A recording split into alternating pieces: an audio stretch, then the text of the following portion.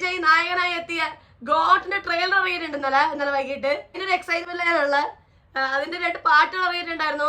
ആദ്യം വിജയ്, പ്രശാന്ത്, അജ്മല്, പ്രഭുദേവായിട്ട് 4 ഫ്രണ്ട്സ് ആയിട്ടുള്ള ഒരു പാട്ട് അറിയിട്ടുണ്ടായിരുന്നു മുന്നേ, ഒരു 2-3-4 മാസം മുന്നേ.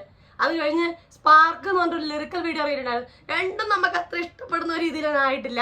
അപ്പം പോസ്റ്ററും കാര്യങ്ങളും ഒന്നും അത്രയൊരു അടിപൊളി എന്നുള്ള ഫീൽ ഉണ്ടാക്കിയില്ല. പക്ഷെ ട്രെയിലർ കെട്ടുവാണെന്നുള്ളൊരു അഭിപ്രായം കേൾക്കുന്നുണ്ട്. അപ്പൊ നമുക്ക് നേരെ ട്രെയിലറോട് പോയി ബാക്കി സംസാരിക്കാം.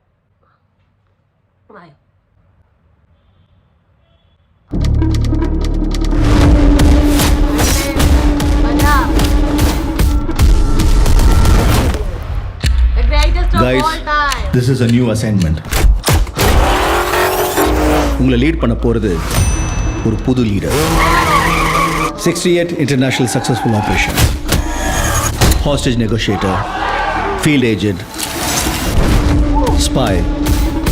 In short, he is a goat of SATS.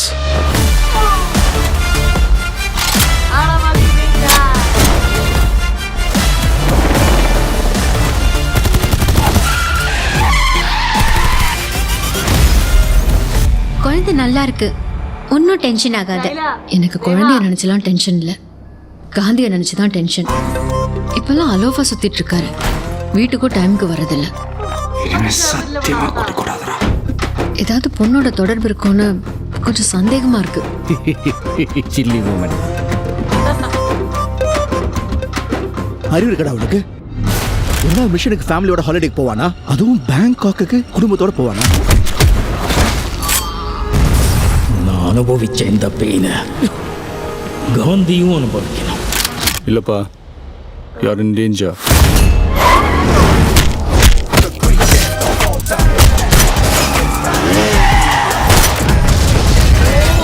இது வரைக்கும் நிறைய பேர் காந்தி வேஷம் போட்டு பார்த்துருக்கேன். ஆனால் ஃபார் த ஃபர்ஸ்ட் டைம் காந்தியே வேஷம் போட்டு பார்க்கல. சென்னையில் ஏதோ ஒரு இடத்துல பாம்பு வைக்க போகிறாங்க.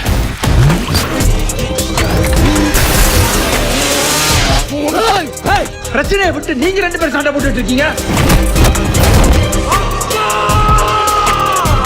உன்னால முடியல, நான் சொல்லு, நான் போட்டேன்.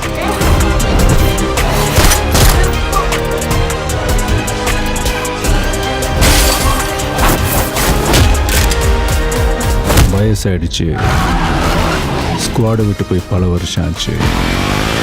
எப்படின்னு யோசிக்கிறீங்களா? எவ்வளோ வயசான என்னையா? A lion is always a lion.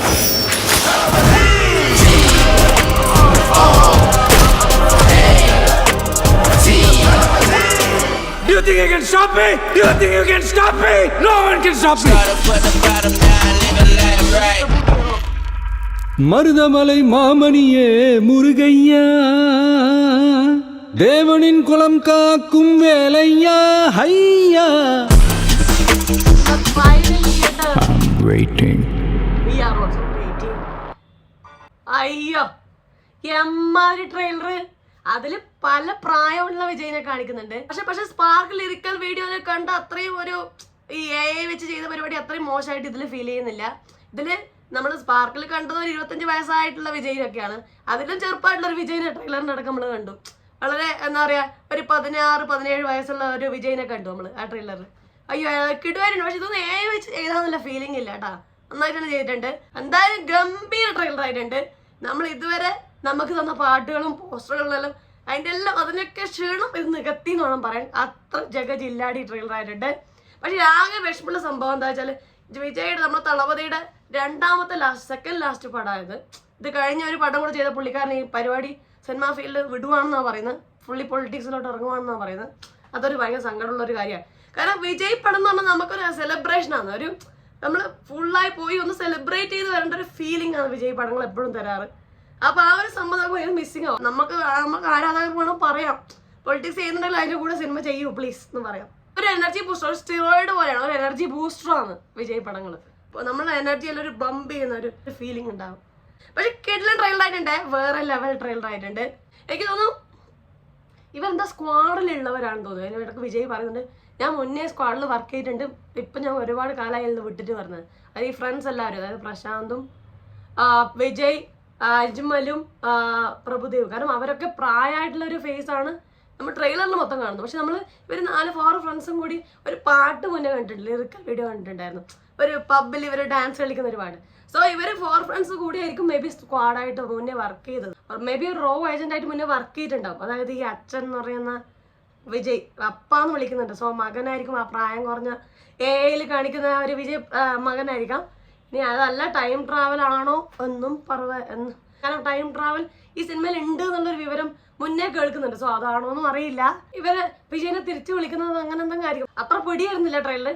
2 minute 52 second 54 സെക്കൻഡോളം. പക്ഷെ അത്ര പിടിയായിരുന്നില്ല. ഭയങ്കര ഫാസ്റ്റായിട്ട് ഭയങ്കര ബ്രിസ്ക് ആയിട്ടാണ് സീൻ കാണിച്ചുകൊണ്ട് പോകുന്നത്. അതുപോലെ തന്നെ പഴയ നടന്മാര് പ്രശാന്തും അതുപോലെ തന്നെ നടിമാര് ലൈല സ്നേഹയൊക്കെ ഉണ്ട്. എനക്ക് തോന്നുന്നു പുള്ളിക്കാരൻ സിനിമയിൽ നിന്ന് വിട്ടുമാറുവാണെന്ന് പറയുന്നുണ്ടല്ലോ. സോ മേ ബി ഒരു നൊസ്റ്റാൾജിക്, അതായത് പുള്ളിക്കാരൻ്റെ മുൻ പടങ്ങളെയൊക്കെ റെഫറൻസും മേ ബി ചെയ്യുന്നുണ്ടാവും. അതുകൊണ്ടായിരിക്കാം ചിലപ്പം ഈ പഴയ നടന്മാരൊക്കെ ഇതിൽ വന്നിട്ടുണ്ടാവും. അപ്പോൾ അതുകൊണ്ട് തന്നെ തീർച്ചയായിട്ടും നൊസ്റ്റാൾജിയ പ്ലസ് മാസ് ത്രില്ലർ പടം ആവാനുള്ള സാധ്യതയുണ്ട്. അതിനുള്ള ഒരു ഫീല് ട്രെയിലർ വരുന്നുണ്ട്, അതിന് ക്ലൂസ് വരുന്നുണ്ട്. പിന്നെ വെങ്കട് പ്രഭുവാണ് ഇത് സംവിധാനം ചെയ്തിട്ടുള്ളത്. ശിവകാശിയെല്ലാം പുള്ളിക്കാരൻ ചെയ്ത സംഭവമാണ്, സിനിമയാണ്. അപ്പം എന്തായാലും ദളപതി വിജയനെ വെച്ച് അങ്ങനെ ചെറിയൊരു വളരെ ഒരു ലീക്ക് പടം എന്തായാലും ഉണ്ടാക്കില്ല. അതൊരു കിടു മാസമായിട്ടായിരിക്കും നല്ല പ്രതീക്ഷയുണ്ട്. ഈ ട്രെയിലറിന്റെ പ്രതീക്ഷ കൂട്ടിയിട്ടുണ്ട്.